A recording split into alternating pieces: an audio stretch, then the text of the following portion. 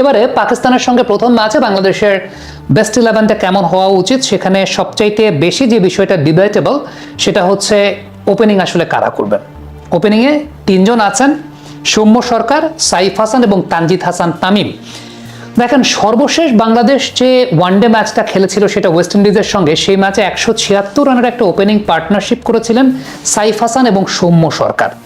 সর্বশেষ one day international match Saif Hasan এবং সৌম্য সরকার। Last বাংলাদেশের ডোমেস্টিক কম্পিটিশনে খুব ভালো টাচে আছেন তানজিদ হাসান তামিম। চিন্তাটা ওই জায়গায় টিম ম্যানেজমেন্টের। সৌম্য সরকার লাস্ট ডোমেস্টিক কম্পিটিশনে ভালো রান করতে পারেন নাই। এখন একদিক থেকে একটা প্রসঙ্গ আছে, সেটা হচ্ছে সর্বশেষ ইন্টারন্যাশনাল ম্যাচে সৌম্য ভালো পারফর্ম করেছেন, 90+ রান করেছেন উইথ সাইফ।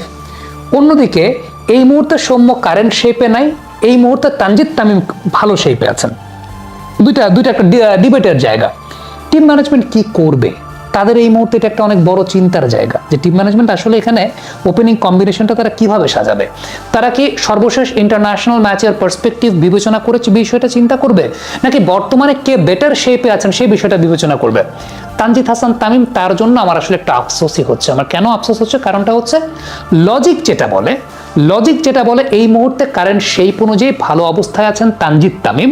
সৌম্য সরকারকে আমরা লাস্ট ডোমেস্টিক টুর্নামেন্টে ভালো শেপে দেখি নাই, বাট লাস্ট ইন্টারন্যাশনাল ম্যাচে সৌম্য সরকার পারফর্ম করেছেন, হি স্কোরড 91।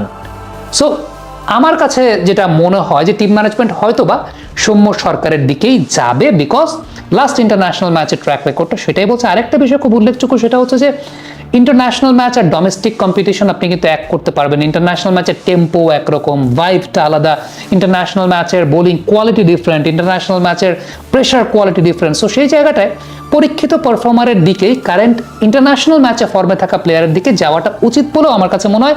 সো আপনি যদি আমাকে জিজ্ঞেস করেন, my opener sir for this particular match Soumya Sarkar এবং সেই সঙ্গে সাইফ হাসান, এটা আমার। আবারও বলি, তানজিদ তামিমের জন্য ব্যক্তিগতভাবে আমার খুব খারাপ লাগবে যদি তানজিদ তামিম ড্রপ করেন, কারণ he is really in good touch, তিনি খুব ভালো টাচে আছেন। বাট এই একটা পার্টিকুলার পজিশনে কিন্তু বাংলাদেশের কম্পিটিশনটাও অনেক বেশি। সো এটা একটা বিষয়ের জায়গা, একটা কনফিউজিং জায়গা। তিনজনই ভালো প্লেয়ার, তিনজনই কোয়ালিটি প্লেয়ার, বাট আনফর্চুনেটলি একজনকে তো স্যাক্রিফাইস করতেই হবে, এবং আমার কাছে মনে হয় সেই স্যাক্রিফাইসটা তানজিদ তামিম করবেন। সো সৌম্য সরকার এবং Saif Hasan, they will open the bat for Bangladesh.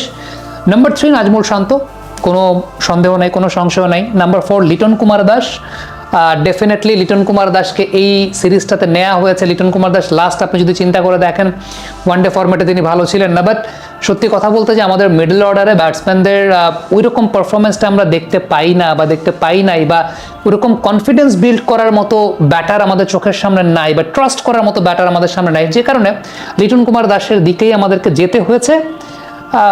তার মানে keeping faith on his talent, তার ট্যালেন্টের উপর বিশ্বাসটা রেখে। বলছি না যে লিটন কুমার দাস পারফর্ম করে কামব্যাক করেছেন ওয়ানডে ফরম্যাটে, সেটা করেননি, বাট অন্য কারো খারাপ পারফরমেন্সের সুবাদে আসলে লিটন কুমার দাসের সুযোগটা হচ্ছে। সো 4 নম্বর পর্যন্ত আমরা করে ফেললাম। 5 নম্বরে তাওহিদ হৃদয়, একদম ইকুয়েশনে কোনো ভুল নাই। 6 নম্বর পজিশনে আফিফ হোসেন। আপনি একটু একটা জিনিস চিন্তা করে দেখেন, আমার কাছে খুব মজা লাগছে। অনেকদিন পর বাংলাদেশের ব্যাটিং অর্ডারে লেফট হ্যান্ড রাইট হ্যান্ড এবং একটা ব্যালেন্স কম্বিনেশন আপনি দেখেন। Opening left hand right hand combination, 3 নম্বরে শান্ত, 4 নম্বরে লিটন, মানে আবার লেফট হ্যান্ড, 5 নম্বরে আবার তাওহিদ হৃদয় রাইট হ্যান্ড, আবার 6 নম্বরে আফিফ হোসেন লেফট হ্যান্ড, 7 নম্বরে মেহেদী হাসান মিরাজ। এবং আমার কাছে মনে হয় যে মিরাজের productivity, he can deliver at number 7, এবং মানে he will be better at number 7, এটা আমার কাছে ব্যক্তিগতভাবে মনে হয়। নাম্বার 8, এই পজিশনটায় আমি দুইটা চয়েসের 2 রকমের পার্সপেক্টিভ। উইকেট যদি ভালো উইকেট থাকে, উইকেট যদি রানের উইকেট থাকে, উইকেট যদি প্রপার বাউন্স থাকে, Rishad should be in. Wicket যদি ভালো উইকেট থাকে, যেখানে ব্যাটসম্যান শর্টস খেলবে, যেখানে ব্যাটসম্যান অ্যাগ্রেসিভ ইন্টেন্টে ক্রিকেট খেলতে চাইবে, যেখানকার বাউন্সকে ব্যাটসম্যান ট্রাস্ট করতে পারবে, for those kind of wickets I will prefer Rishad Hossain. কিন্তু উইকেট যদি আসলে ভালো না থাকে, প্রপার বাউন্স না পাওয়া যায়, উইকেট যদি একটু জুসি থাকে, একটু স্পঞ্জি থাকে, উইকেটে মনে হচ্ছে যে বল ড্রিফট করবে, তখন I will prefer Tanvir over Rishad Hossain. আমার পুরোপুরি বিষয়টা উইকেট দেখেই সিদ্ধান্তের জায়গা। মানে এখানে আপনি আমাকে বলতে পারবেন না যে ভাই আপনি তো ডিপ্লোম্যাটিক কথা বলছেন। ডিপ্লোম্যাটিক না, এটা উইকেট দেখে সিদ্ধান্ত নিতে হবে। If the wicket is good, the bounce is even, then Rishad should be there. If the wicket is not that much up to the mark, অর্থাৎ উইকেট যদি একটু স্পঞ্জি একটু জুসি থাকে, then there should be Tanvir. After that আমার কাছে যেটা ব্যক্তিগতভাবে মনে হয় যে যেটা বললাম যে 7 পর্যন্ত তো মেহেদী মিরাজ, 8 নম্বরে Rishad, 9, 10, 11 Bangladesh should go with 3 pace bowlers. বাংলাদেশের 3টা পেস বোলার নিয়ে যাওয়া উচিত। এখন 3টা পেস বোলার কারা হবে depends on workload management, depends on how much fit they R.